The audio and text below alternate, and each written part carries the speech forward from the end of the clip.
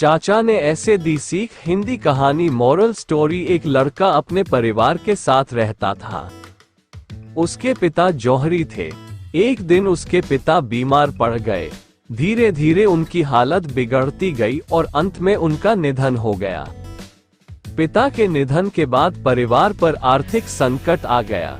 ऐसे में मां ने घर चलाने के लिए बेटे को अपना एक कीमती हार दिया और कहा कि इसे अपने चाचा की दुकान पर दिखा देना, वे भी एक जौहरी है। इसे बेचकर जो पैसे मिलेंगे वह ले आना। लड़के ने अपने चाचा को जब ये हार दिखाया तो चाचा ने हार को अच्छे से देखा और कहा कि अभी बाजार बहुत मंदा है, इसे थोड़ा रुककर बेचना तो अच्छे दाम मिल जाएंगे।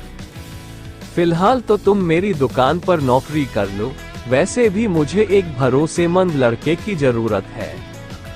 लड़का अगले दिन से दुकान का काम सीखने लगा। वहां उसे हीरो व रत्नों की परख का काम सिखाया गया। अब उस लड़के के घर में आर्थिक समस्या नहीं रही।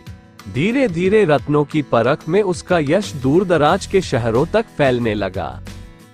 दूर दूर से लोग उसके पास अपने गहनों की परख करवाने आने लगे।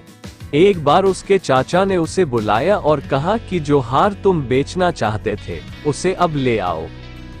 लड़के ने घर जाकर मां का हार जैसे ही हाथ में लेकर गौर से देखा तो पाया कि वह हार तो नकली है।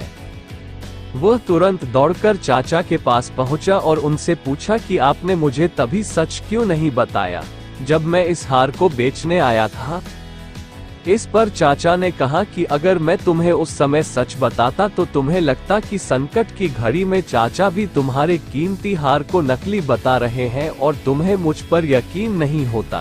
लेकिन आज जब तुम्हें खुद ही गहनों को परखने का ज्ञान हो गया है तो अब तुम खुद असली नकली की पहचान कर सकते हो।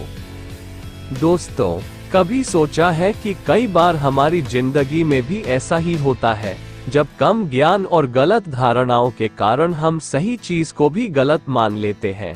कई बातों पर भरोसा ही नहीं कर पाते कि वे सही भी हो सकती हैं।